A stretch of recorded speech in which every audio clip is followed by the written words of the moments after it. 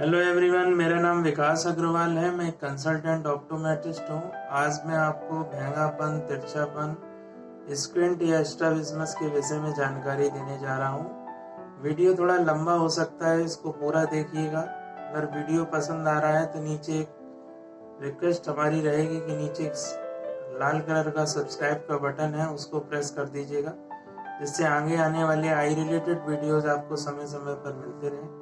चलिए शुरू करते हैं और जानते हैं सबसे पहला चीज कि आंखों में भेंगापन आखिर क्यों हो जाता है। इसका क्या कारण है कि आंख में लोगों को तिरछापन या भेंगापन की शिकायत हो जाती है। तो सबसे पहले बात करते हैं भेंगापन होता क्या है। हमारी आंख का अलाइनमेंट, दोनों आंख, जैसे मैं अभी वीडियो बना रहा हूँ, दोनों आंख से हम सीधा देखते हैं एक ही ऑब्जेक्ट को। और कोई ऑब्जेक्ट जैसे आप सामने देख रहे होते हैं तो हमारी जो रेटिना होती है, आंखों के दोनों आंखों में अलग अलग रेटिना होती है, तो जो रेज एंटर करती हैं वो इमेज हमारी एक ही बनती है ब्रेन में जाके। ब्रेन का ये फंक्शन होता है कि दो अलग अलग इमेज को एक करना।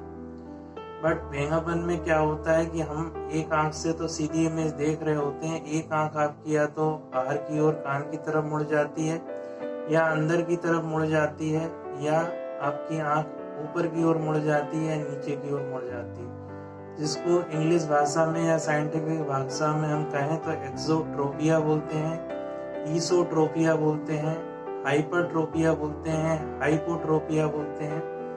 तो एक्सोट्रोपिया को डाइवर्जेंट स्क्विंट भी कहा जाता है, ईसोट्रोपिया को कन्वर्जेंट स्क्विंट भी कहा जाता है। तो ये मसल्स के वीकनेस के कारण होता है। जो हमारी आंख में 6 एक्स्ट्रा ऑकुलर मसल्स पाई जाती हैं, जिनमें कि रेक्टस और ऑब्लिक नाम की मसल्स होती हैं। इन्हीं का फंक्शन के कारण ही हमारी आई बाल चारों तरफ मूवमेंट कर पाती है।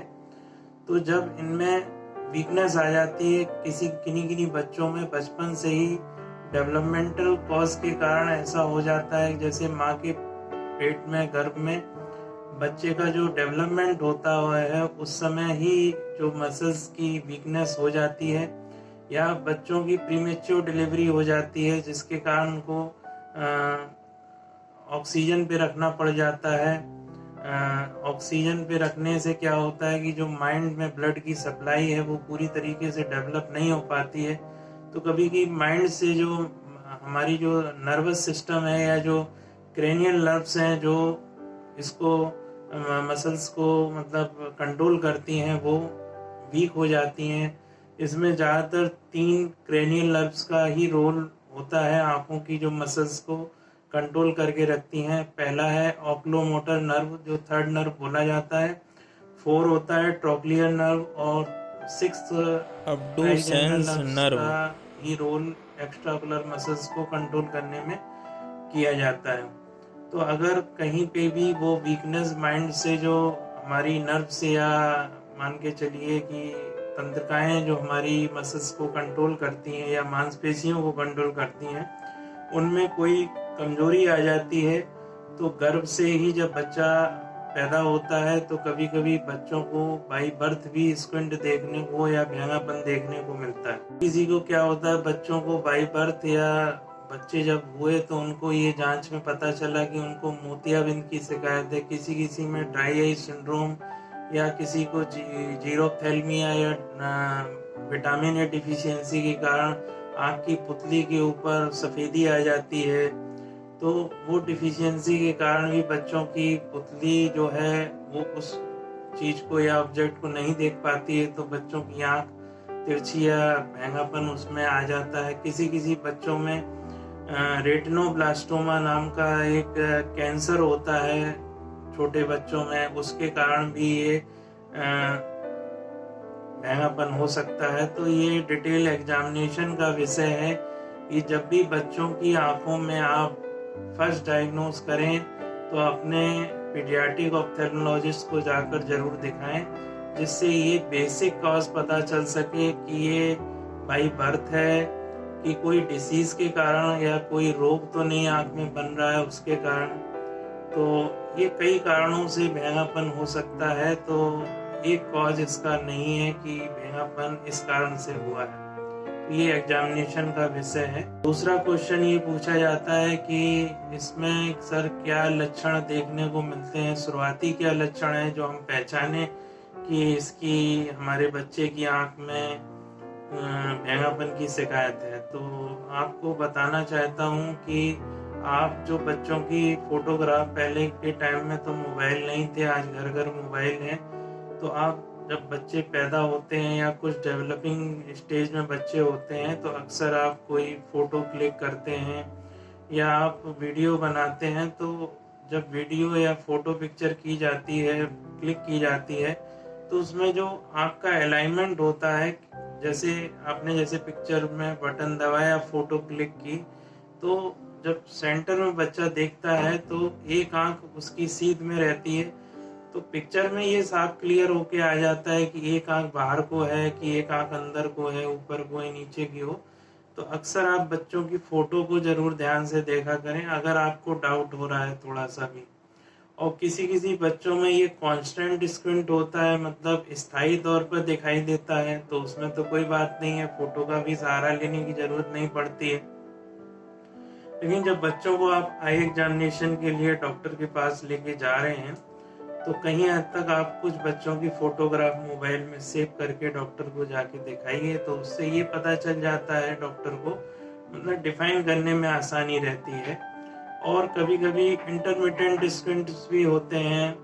उसमें क्या होता है, कभी कभी पेशेंट्स की जो बच्चों की आंखें हैं, कभी कभी बच्चे थके हुए हैं या सो रहे हैं तो कभी कभी आंख घूम जाती है, हर समय आंख नहीं घूमी होती है, तो उसको इंटरमिटेंट स्क्विंट कहा जाता है। जैसे आंख बाहर की ओर हो गई, बच्चे थके हैं या सो रहे हैं या कोई ऐसा काम कर रहे हैं कि कभी कभार ही ये ऐसी चीजें देखने को मिलती है। दूसरी चीज आपको सबसे ज्यादा ये क्वेश्चन पूछा जाता है कि सर इसका इलाज कैसे किया जाता है, क्या इसका सर्जरी का उपचार है या आप इसको और किसी चीज से भी सही करवा सकते हैं। तो हम ये बताना चाहेंगे कि आंख में जो एकोमोडेटिव इसोट्रोपिया होता है, जैसे आंख किसी की बच्चों की अंदर घूमी हुई होती है, या तो बच्चे पैदा हुए तब से या कोई 3-4 महीने में बच्चों को देखना शुरू किया, तो एक जब बच्चा थोड़ा बड़ा होता है, हल्का 6 महीने 1 साल का होता है, तो बच्चों का आई एग्जाम जरूर कराना है। उसमें एट्रोपिन आई ऑइंटमेंट डॉक्टर के द्वारा यूज किया जाता है।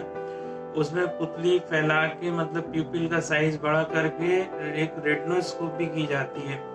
उससे क्या होता है, बच्चों का जो नंबर है वो अगर प्लस में है तो प्लस में जो हाई पावर +3, +4, +5 नंबर देकर बच्चों का कहीं हद तक आप स्क्विंट ठीक कर सकते हैं।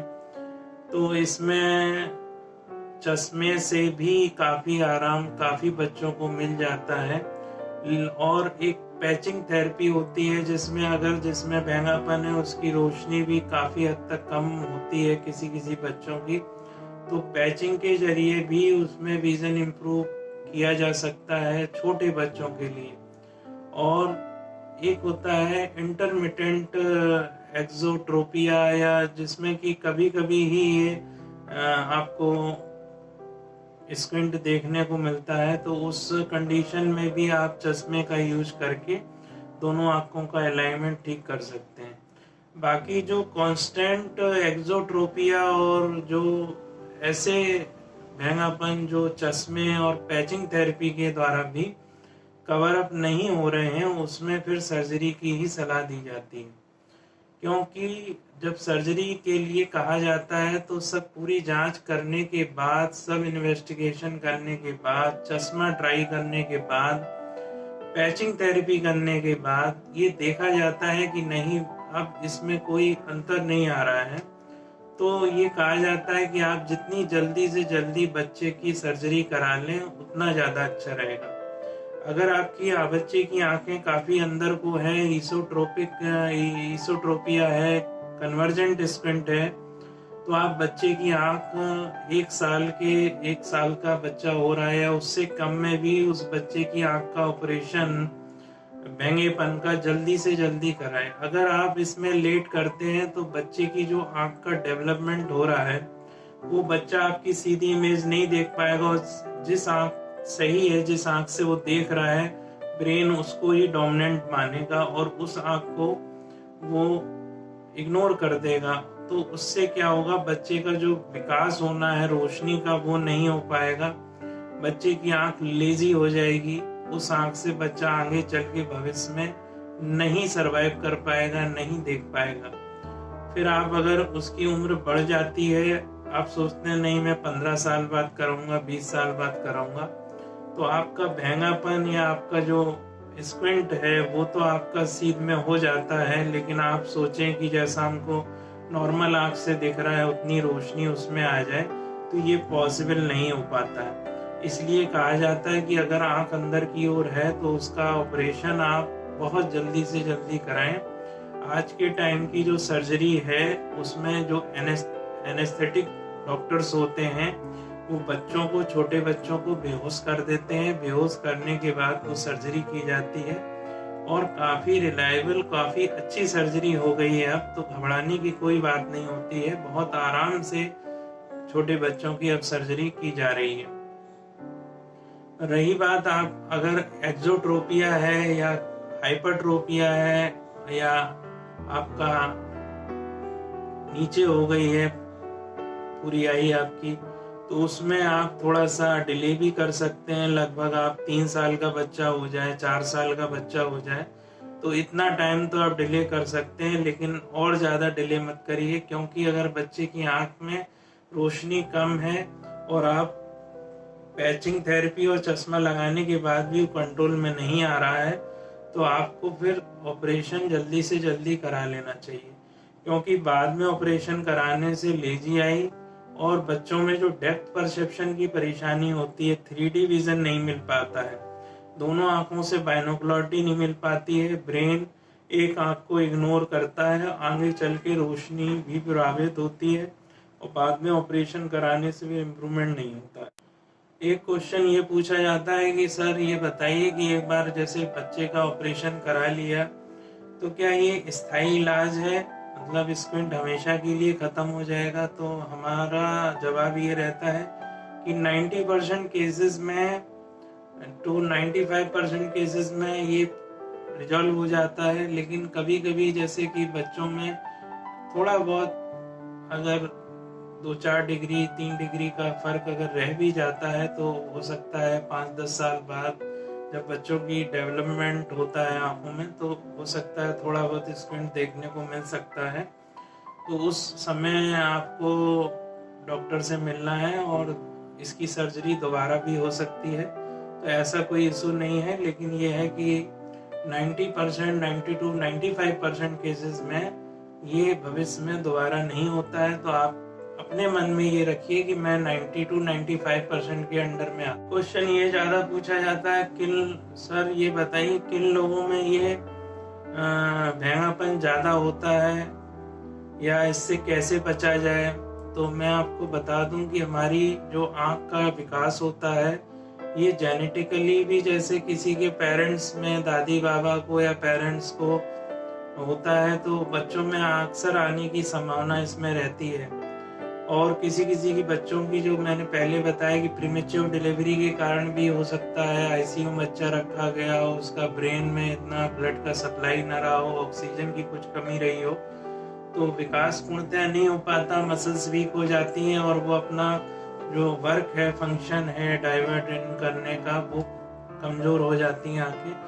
और एक कारण और भी है कि जैसे बच्चे या बड़ों में कोई चोट लग जाती है, एक्सटर्नल इंजरी हो गई या कोई एक्सीडेंट हो गया, ब्रेन में कोई चोट लग गई या आंख की मसल्स में कोई चोट लग गई, उस कारण से भी भैंगापन देखने को मिल सकता है। या आपकी जो डेवलपिंग एज है उस पीरियड में आप कितनी भी उम्र के हों, आपको स्ट्रोक आ गया या कोई अटैक पड़ गया, ब्लड प्रेशर आपका हाई हो गया या आपका शुगर हाई हो गया, डायबिटीज हाई हो गई, शुगर हाई हो गया, या आपकी जो कोई नर्व की पैल्सी हो गई, न्यूरोलॉजिकल कोई ट्यूमर आ गया माइंड में, कोई फ्लूड आ गया, एक्स्ट्रा फ्लूड आ गया माइंड में, तो इस कारण से नर्व डिसबैलेंस हो जाती है। जो मैंने बताया पहले, नर्व्स 3rd, 4th और 6th, ये जो नर्व्स हैं यही इसको सप्लाई देती है मसल्स को, तो यही घुमाने में नर्व्स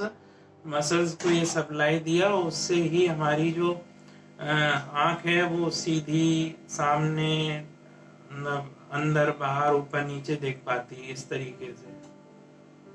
तो ये माइंड से जो नर्व्स आती हैं वही इसको कंट्रोल करती हैं मसल्स को। तो तंत्रिका तंत्र अलग है, मांसपेशियां अलग है। मांसपेशियां जो हमारी आंख के चारों ओर ग्लोब में वो वर्क फंक्शन करती हैं ऊपर नीचे दाएं बाएं देखने में, और तंत्रिकाएं जो माइंड से उनका सिग्नल आता है कि आपको राइट आई दाहिनी तरफ देखना है कि बाईं तरफ देखना है। तो ये सब सिग्नल्स आते हैं माइंड से, तभी हम लोग देख। सबसे पहली चीज है कि ये आप माइंड में मत रखें कि तिरछापन हो रहा है, इसको हम 15-20 साल बाद इसको कराएंगे ऑपरेशन, अभी नहीं कराएंगे।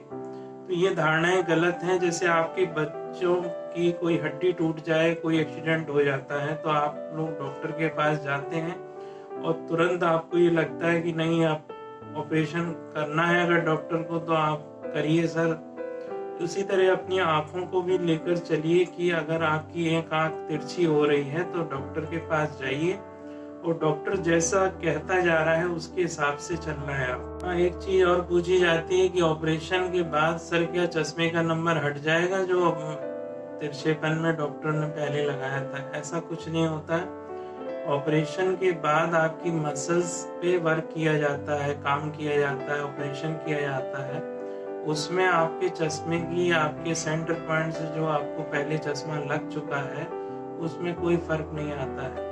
ये अलाइनमेंट ठीक किया जाता है, महंगापन सही किया जाता है सर्जरी के जरिए। ये भी नहीं होता है कि आप कहें कि हमारे बच्चे की रोशनी बढ़ जाएगी क्या स्क्विंट या महंगापन का ऑपरेशन करने से, तो ऐसा नहीं है। जिन बच्चों की लेजी आई हो चुकी है, आप बाद में ऑपरेशन करा रहे हैं, तो फिर बच्चों की आंख का रोशनी बढ़ने का भी कोई उम्मीद मत रखिए, क्योंकि बच्चे की जो डेवलपिंग एज है वो 7 से 8 साल 10-11 साल तक ही डेवलपमेंट पूरा हो जाता है बच्चों का। इसके बाद अगर आप कोई भी उम्मीद डॉक्टर से करते हैं तो वो अपने हाथ खड़े कर देता है। और मतलब ज्यादातर ये पूछा जाता है कि सर इसमें खर्चा क्या आएगा सर्जरी में। तो सर्जरी में जो खर्चा है अप्रोक्सीमेट आपका 15,000 के आसपास खर्चा आता है प्राइवेट हॉस्पिटल्स में। अब ये अलग अलग हॉस्पिटल का अलग अलग खर्च मैं नहीं बता सकता, एक आइडिया मैंने आपको दे दिया कि अगर एक मसल्स का डिफेक्ट हुआ है और सर्जरी एक मसल्स पे की जा रही है, तो एक मांसपेशी पे की जा रही है, तो लगभग 15,000 में आपका काम हो जाता है। लेकिन अगर सर्जरी 2 मसल्स का डिसफंक्शन हुआ है तो उसमें लगभग आपका डबल खर्चा आएगा, अप्रोक्सीमेट 25,000 28,000 ऐसे खर्चा आता है। तो इसमें घबराने की कोई बात नहीं है। आपको अगर ऑपरेशन के लिए कहा गया है तो आप ऑपरेशन जरूर कराएं। और अगर हमारा वीडियो आपको पसंद आ रहा है तो नीचे सब्सक्राइब का बटन है उसको प्रेस कर दीजिए और बेल आइकन